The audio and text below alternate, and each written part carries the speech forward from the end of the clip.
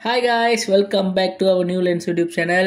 என் இனிய பொன்மொழிகளே எல்லோருக்கும் வணக்கம். ஓகே guys, இன்னைக்கு நம்ம என்ன படத்தோட டீசர் எடுத்து வந்திருக்கோம்னு பார்த்தீங்கன்னா லவ் இன்சூரன்ஸ் கம்பெனி. அதாவது நம்ம பிரதீப் ரங்கநாதன் நடித்து விக்னேஷ் சிவன் டைரக்ஷன் பண்ணி நம்ம அனிருத் வந்து மியூசிக் பண்ணியிருக்காங்க. ஓகேவா, இதில் இன்னும் என்ன ஒரு விஷயம்னா, இந்த படம் வந்து 17 அக்டோபர் வந்து ரிலீஸ் ஆக போகுது. ஸோ அதே நாள் அன்றைக்கி பிரதீப் ரங்கநாதன் நடித்து இன்னொரு படம் டியூட்னு ஒரு படமாக அனௌன்ஸ் பண்ணியிருக்காங்க, தீபாவளி ரிலீஸ், அதாவது 17 அக்டோபர்னு சொல்லி. ஸோ தெரியல என்ன நடக்க போகுதுன்னு தெரியல. ரெண்டு படமும் ஒரே ஹீரோவோட படம், அதாவது ரெண்டு படம் கிளாஷ் ஆக போகுது. தெரில, நான் கண்டிப்பாக ஏதோ ஒரு படம் தள்ளி போவோம், ஆனால் எந்த படம்னு தெரில. பட்டு பார்ப்போம்.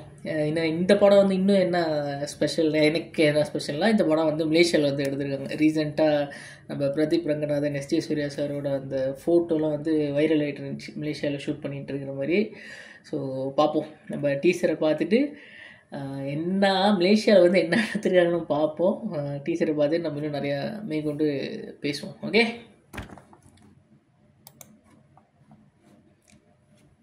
இது பிரிக்ஃபீல்ட் ஏரியாவில் அடையார் பிரிட்ஜா? என்னடா உலகம் எங்கேயோ போயிடுச்சு. வருஷம் 2040 இல்லாத ஒண்ணு இன்னும் இருக்குங்களா? ஃபியூச்சரிஸ்டிக் ஸ்டோரி போல.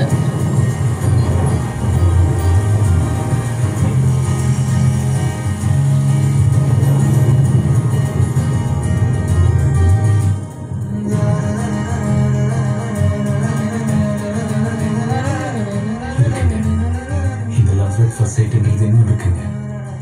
அதை பார்த்த உடனே சும்மா நெத்தி பொட்டிலிருந்து கால் கட்டவல் வரைக்கும் நாச்சு. லைக் விஎஃப்எக்ஸ்லாம் வேற லெவல். நம்ம இப்போ எவல்யூஷன்ஷிப்ல இருக்கோம். இந்த சிச்சுவேஷன்ஷிப், டெக்ஸ்டேஷன்ஷிப், கஃபிங், டெலியூஷன்ஷிப், பிரெட் கிராம்பிங், பெஞ்சிங், நானோஷிப்பை விட ஓவரான ரிலேஷன்ஷிப் தான் எனக்கு வேணும். உனக்கு புரிஞ்சிடுச்சுல? இப்படிப்பட்ட ஒருத்தன் இந்த காலத்துல லவ்ல ஜெயிச்சிட முடியுமா? இல்ல எங்க அண்ணன் சூரியன் தான் விட்டுருவானா?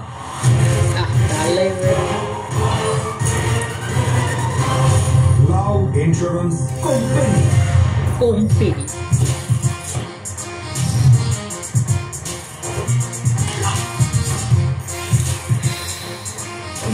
இது இல்லை அக்கோ ஆல்பம்.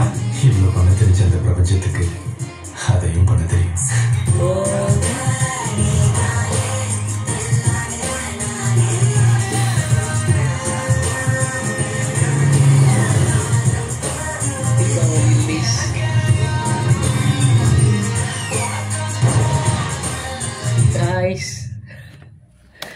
என்ன ஒரு 10 வருஷத்துக்கு முன்னாடி கூட்டிட்டு போன ஒரு ஃபீல். அந்த அனிருத்தோட சாங்கு, இந்த அக்கோ அந்த ஆல்பம் அக்கோ தான் நினைக்கிறேன். ஸோ அது இன்னும் செம்ம வைரல். எனக்கு ஒரு 5 வயசு எனக்கு, அப்போ 15 வயசு. ஸோ அந்த டைமில் எங்கே கேட்டாலும் இந்த பாட்டு தான்.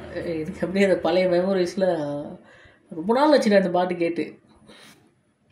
ஆனால் இது உண்மையிலே சொல்கிறேன், அந்த விஎஃப்எக்ஸ், அந்த அனிருத் வாய்ஸ் கொடுத்துருக்காரு அந்த டால், அதாவது அந்த ரோபோட்டுக்கு. எங்கே இது வந்து ஐ திங்க்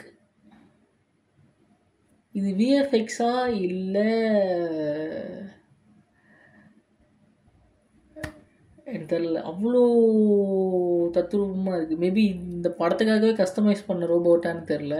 இன்னொன்று, இந்த படத்துக்கு வந்து 125 கோடி பட்ஜெட்டு போயிருச்சுன்னு வேறு ஒரு ஸ்பெக்குலேஷன் போயிட்டுருக்கு. அது என்ன கதைன்னு தெரில. ஆனால் உண்மையிலே சொல்கிறேன், லைக் எனக்கு டீசராக பெருசாக என்ன நல்லா இருக்கான்னு கேட்டிங்கன்னா எனக்கு தெரில. பட் அதோட விஷுவல்ஸ் அண்ட் அந்த விஎஃப்எக்ஸ் ஒர்க்கு அண்ட் அனிருத்தோட அந்த அக்கோ ஆல்பம், ஆஹா அப்படி இருக்குது. இன்னொன்று, ஃபியூச்சரிஸ்டிக் தமிழ்நாடு, அதாவது இவங்க மலேசியாவில் வந்து எடுத்த எல்லா ஷார்ட்டும் ஃபியூச்சரிஸ்டிக் தமிழ்நாடு. ஏன்னா ஃபர்ஸ்ட்டு அந்த டீசரில் ஃபர்ஸ்ட்டு காமிக்கிற ஷார்ட் இருக்குது தெரியுமா, அடையார் பிரிட்ஜுன்னு போட்டிருக்கு தெரியுமா. இது வந்து கேரளில் வந்து பிரிக்ஃபீல்ட்னு ஒரு இடம் இருக்குது. ஸோ அந்த இடத்துல தான் இதை எடுத்திருக்காங்க. ஆனால் செம்ம இது மலேசியன் டாக்ஸிலாம் அங்கே நின்றுட்டுருக்கு பாருங்க. அங்கே அதெல்லாம் நிற்கிது. நான் அதெல்லாம் மலேசியாவில் நடக்கிற கதைக்கிழமாக இருக்கும் அப்படின்னு நான் யோசித்தேன். மலேசியாவில் வந்து ஹீரோ லவ் பண்ணுறாரு அப்படின்னு பார்த்தா 2040. ஆனால் பெருசாக ஓப்பன் ஸ்பேஸில் எதுவும் பெருசாக ஷூட் பண்ண மாதிரி டீசரில் காட்டல. மேபி படத்தில் இருக்கும், நிறைய படத்தில் கண்டிப்பாக நிறையா இருக்கும். பட்டு டீசரில் பெருசாக எதுவும் இந்த அவுட்டோரில் எதுவும் காட்டல, எல்லாம் இன்டோரில் தான் நிறையா காட்டியிருக்காங்க. ஸோ அந்த 2040 இந்த உலகத்தில் அந்த ஹாஸ்பிட்டல் எப்படி இருக்கும், ஸோ அதெல்லாம் காட்டியிருக்காங்க. தெரில, பார்ப்போம். என்ன விக்னேஷ் சிவனோட படம், விக்னேஷ் சிவன் சாரோட படம் என்றைக்குமே வந்து பார்த்திங்கன்னா அது வந்து ஒரு மாதிரி விறுவிறுப்பாக இருக்காது. அது வந்து ஒரு ஸ்லோ அண்ட் ஸ்டெடி ஸ்க்ரீன் ப்ளேவாக தான் இருக்கும் அவரோட. எனக்கு கடைசியாக வந்த அந்த என்னது காத்து வாக்கில் 2 காத்து, அது வந்து எத்தனை பேருக்கு பிடிச்சிச்சுன்னு எனக்கு தெரியல. ஆனால் எனக்கு வந்து அது ரொம்ப பிடிச்சிருந்துச்சு. ஏன்னா ஸ்லோவாக அழுத்தமான ஒரு எமோஷனோடு அவர் கொண்டு போவார் அவரோட படங்கள் எல்லாம். ஸோ தெரியலல நம்ம இந்த படம் வந்து பிரதீப் ரங்கநாதுக்கு 100 கோடி கிளப்பில் போய் ஜாயின் ஆகுதா என்னென்னு தெரியல, பார்ப்போம். இதுக்கப்புறம் அது ட்ரெய்லர் ரிலீஸ் பண்ணுவாங்க, அப்புறம் பாட்டு தெரியல ரியாக்ட் பண்ணுவாங்க. நான் எனக்கு காப்பிரைட்ஸ் நிறைய போகுது. ஸோ ட்ரெய்லர் ரியாக்ட் பண்ணுவாங்க, ட்ரெய்லர் வரும். ஸோ அதை நம்ம ரியாக்ட் பண்ணுவோம். அதுக்கப்புறம் அந்த படம் தீபாவளிக்கு போய் பார்ப்போம். இப்போ நியூஸ் ஒன்று வந்துக்கிட்டு இருக்குது, துருவங்கள் நட்சத்திரம் தீபாவளிக்கு ரிலீஸ் ஆக போகுதுன்னு சொல்லிட்டு ஒரு போஸ்டர் பார்த்தேன்.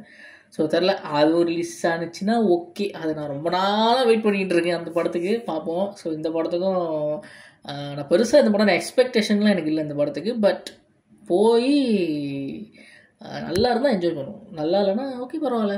நல்லா இல்லைன்னு இருக்காது விக்னேஷன் படம், ஒரு மாதிரி ஓகேவாக இருக்கும். அந்த மாதிரி இருக்கிறதுக்கு சான்சஸ் இருக்குது. ஆனால் பிரதீப் ரங்கநாதரோட ஸ்கிரிப்ட் செலெக்ஷன் மேலே நம்பிக்கை இருக்குது. ஸோ பார்ப்போம், ஓகேவா. இன்னொன்று அனிருத் மேலே ரொம்ப பெரிய நம்பிக்கை இருக்குது. தலைவன் இப்படி காப்பாற்ற முடியாது. அதாவது ஹாஸ்பிட்டல் ஐசியூவில் இருக்கிற ஒரு படத்தை கூட தூக்கி நிப்பாட்டி நார்மல் வாட்டு கொண்டு வந்துடுவார். ஸோ பார்ப்போம் அவர் இந்த படத்தை என்ன பண்ணி வச்சுருக்க என்ன பண்ணுறாருன்னு பார்ப்போம் அனிருத். ஸோ தென் வேறு ஏதாவது விட்ருக்கேன்னா இல்லை, எல்லாத்தையும் பேசியாச்சு. ஹீரோயின் செம்ம அழகாக இருக்காங்க, ஓகேவா. சொல்ல வேணாம், எல்லா படத்துலையும் ஹீரோயின் அழகாக இருக்கிற ஹீரோயின் தான் போடுவாங்க. பட் இந்த படத்தில் உண்மையிலே இவங்க ரொம்ப அழகாக இருக்காங்க. அவங்க பேர் என்ன, கீர்த்தி ஷெட்டி. ஹீரோயின் பேர் தெரியாமல் இருக்கியாடா, தெரியும், மறந்துட்டேன். ஸோ நம்ம அவ்வளோதான். அடுத்த வீடியோவில் உங்களை வந்து சந்திக்கிறேன். Until then, bye from our new Lens YouTube channel. Bye.